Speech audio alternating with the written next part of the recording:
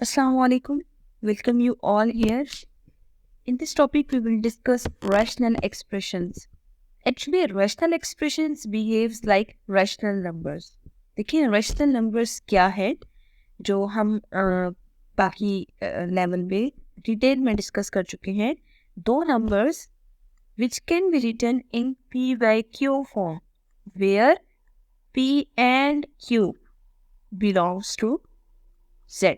Means P और Q Z से belong कर रहे हैं.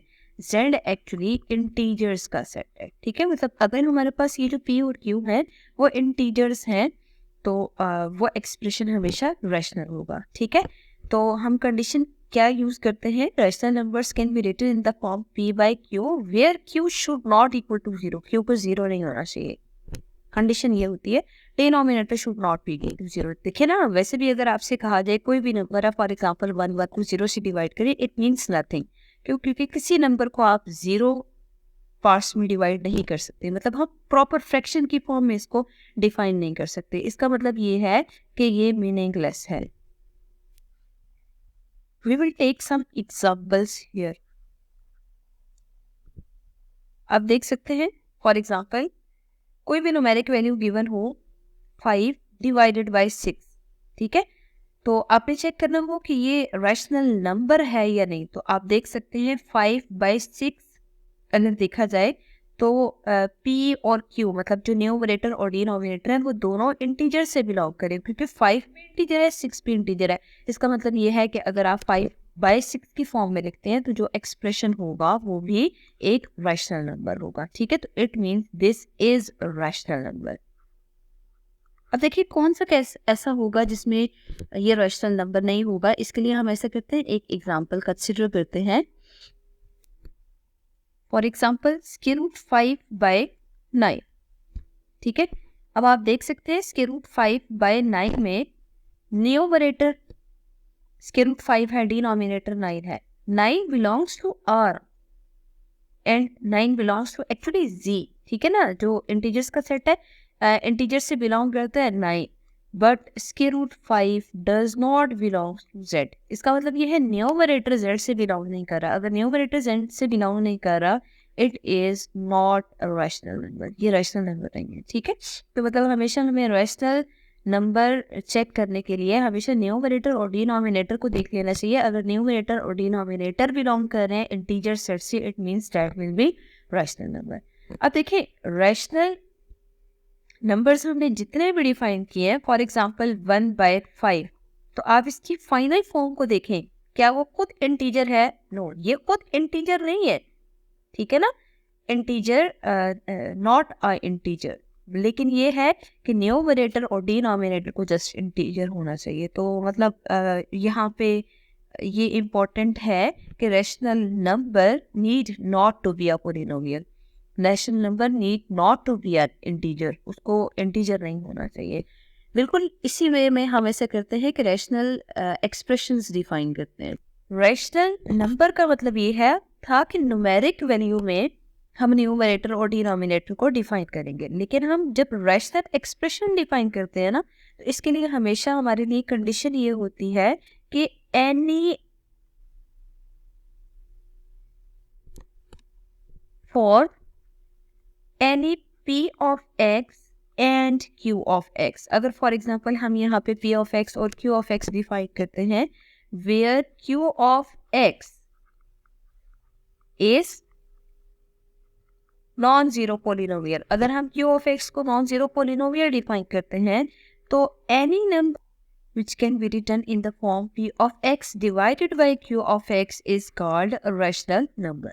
ठीक है, मतलब वैसे हम जब न्यूमेरिकल वैल्यू की फॉर्म में डिफाइन कर रहे होते हैं तो वो रैशनल नंबर होता है. लेकिन अगर हम एक्सप्रेशन फॉर्म में डिफाइन कर रहे हैं तो ये रैशनल एक्सप्रेशन होगा. ठीक है, लेकिन इसके लिए भी कंडीशन ये है where q of x should not equal to 0. q of x को 0 के इक्वल नहीं होना चाहिए, क्योंकि अगर q of x 0 होगा तो डिनोमिनेटर 0 होगा तो अनडिफाइंड फॉर्म आ जाएगी. इसका मतलब ये है कि रैशनल एक्सप्रेशन हम हमेशा p of x divided by q of x की फॉर्म में डिफाइन कर रहे होते हैं. अब देखिए p divided by q where p q belongs to z, और बिल्कुल इसी तरह p of x divided by q of x where p of x and q of x are polynomials, ठीक है, and q of x are polynomials। तो मतलब इन दोनों ना एक्सप्रेशन में डिफरेंस क्या है, अगर हम इन दोनों को कंपेयर करते हैं ना, तो ये एक्चुअली हम हमेशा रैशनल नंबर्स के लिए डिफाइन करते हैं, क्योंकि p और q यहाँ पे इंटीजर से बिलोंग कर रहे हैं ना, तो ये रैशनल नंबर्स होंगे। फॉर एग्जांपल देखिए 2 divided by 5, similarly 9 divided by 19 and 8 divided bye for example 70, ठीक है। तो मतलब ये हमारे पास है रैशनल नंबर्स। लेकिन अगर हमने इसी तरह रैशनल एक्सप्रेशंस को डिफाइन करना है, तो रैशनल एक्सप्रेशन के लिए हम हमेशा इस फॉर्म में डिफाइन कर रहे होते हैं, p of x divided by q of x की फॉर्म में, ठीक है। मतलब p of x divided by q of x और p बाय q की में एक्चुअली बेसिक डिफरेंस ही है। अब p of x divided by q of x कौन सी फॉर्म होगी, for example x plus 1 divided by x cube plus 1 की form में, ठीक है। आप देख सकते हैं न्यूमरेटर में भी p ऑफ x की फॉर्म में है, और डिनोमिनेटर देखा जाए तो वो x फंक्शन की फॉर्म में है ना, जिसको हमने अपनी आसानी के लिए q ऑफ x डिफाइन किया हुआ है, तो ये हमारे पास रैशनल एक्सप्रेशन है। Similarly 3x square plus 1 divided by 3x cube plus 1, तो ये एक्सप्रेशन भी रैशनल एक्सप्रेशन की। अब हम ऐसा करते हैं, सेल्फ टेस्टिंग के लिए कुछ यहाँ पे एक्सप्रेशंस लिखते हैं और फिर रिस्पेक्टिवली उनको देखेंगे कि क्या वो रैशनल एक्सप्रेशन है या रैशनल एक्सप्रेशन नहीं है, ठीक है। तो उसके लिए फर्स्ट एग्जांपल कंसिडर करते हैं, x square plus 4x plus 5 divided by x square minus 9x plus 1, ठीक है।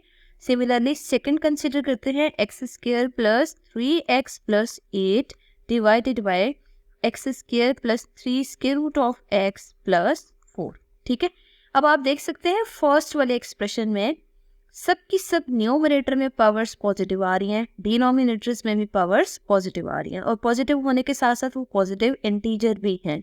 इसका मतलब ये है कि ये पॉलिनोमियल है। क्यों? क्योंकि न्यूमरेटर भी पॉलिनोमियल है और डिनोमिनेटर भी पॉलिनोमियल है। तो मैंने इन दोनों को कंबाइन करके, ठीक है, यहाँ पे जस्ट अपनी आसानी के लिए लिख दिया है कि न्यूमरेटर और डिनोमिनेटर दोनों हमारे पास पॉलिनोमियल आ रहे हैं, ठीक है।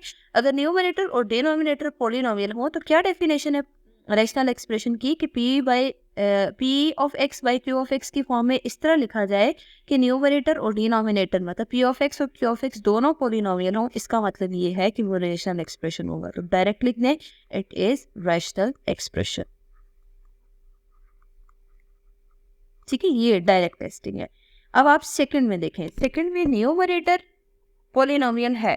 क्यों? क्योंकि सब जो वेरिएबल की पावर्स आ रही हैं पॉजिटिव इंटीजर है। लेकिन डिनोमिनेटर में अगर देखा जाए ना, तो ये जो स्क्वायर रूट ऑफ x है, स्क्वायर रूट ऑफ x को जरा आप रफली एक्सपोनेंशियल फॉर्म में कन्वर्ट करें तो x स्क्वायर 1/2 आ रहा है। अब देखिए 1/2 खुद इंटीजर नहीं है, मतलब पावर पॉजिटिव तो है but it is not integer. इसका मतलब ये given expression is not rational expression, ठीक है। तो मतलब जब भी आप चेक कर रहे हैं कि जो भी एक्सप्रेशन है वो रैशनल एक्सप्रेशन है या नहीं, तो आपने ये चेक करना है कि न्यूमरेटर और डिनोमिनेटर दोनों को हमें हमेशा पॉलिनोमियल चेक करना है, ठीक है। अगर वो पॉलिनोमियल है तो इसका मतलब है रैशनल एक्सप्रेशन होगा। अगर उन दोनों में से कोई एक भी पॉलिनोमियल नहीं है, इट मीन्स वो रैशनल एक्सप्रेशन नहीं है। Now we will check here that a number which is in the form x plus 1 is rational expression or not. It is a rational expression, ठीक है। क्यों? देखिए रैशनल के लिए क्या होनी चाहिए, फ्रैक्शन होनी चाहिए ना। तो अगर x plus 1 यहाँ पे इस फॉर्म में गिवन है, तो डिनोमिनेटर में अगर कुछ भी ना हो 1 तो गिवन है। तो अब 1 अगर गिवन हो तो क्वेश्चन ये अराइज होता है ये एक्सप्रेशन रैशनल एक्सप्रेशन होगा या नहीं। तो ये रैशनल एक्सप्रेशन है। और रैशनल एक्सप्रेशन क्यों है? क्योंकि अगर डिनोमिनेटर देखें तो 1 है, तो एक्चुअली वो नंबर जिसके साथ कोई भी वेरिएबल यहाँ पे ना गिवन हो उसको हमेशा हम कहते हैं कि वो पॉलिनोमियल होता है, बट उसका नाम कांस्टेंट पॉलिनोमियल होता है, ठीक है।